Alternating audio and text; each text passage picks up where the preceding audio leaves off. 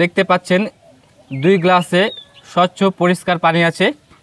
আমরা এখন 1 গ্লাসে লবণ যুক্ত করব এবং মিশ্রিত করব। আমি কিছুটা লবণ দিয়ে দিচ্ছি এবং সবগুলোকে আমি এখন মিশাবো।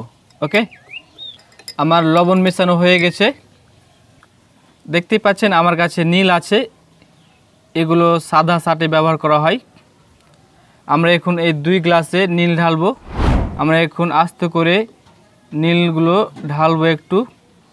আমি এই গ্লাসে নীল ঢালছি, দেখতে পাচ্ছেন কি হলো।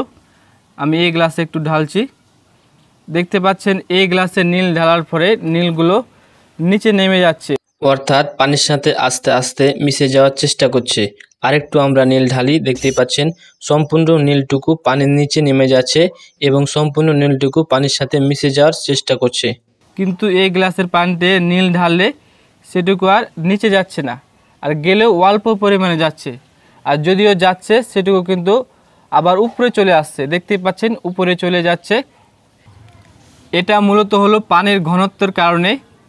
আমাদের এই গ্লাসের পানিতে কিছুই মেশানো ছিল না, তার জন্য এই গ্লাসের পানির ঘনত্ব তুলনামূলকভাবে এই গ্লাসের পানির ঘনত্ব চাইতে কম।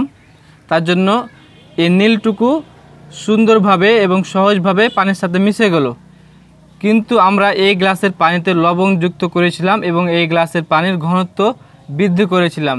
তার জন্য এই নীলটুকু ঢালার পরে সেটুকু নিচে না নেমে, যেহেতু গ্লাসের পানির ঘনত্ব বেশি আছে তার জন্য নিচে না নেমে উপরে থেকে গেল, অর্থাৎ গ্লাসের পানির সাথে মিশলো না।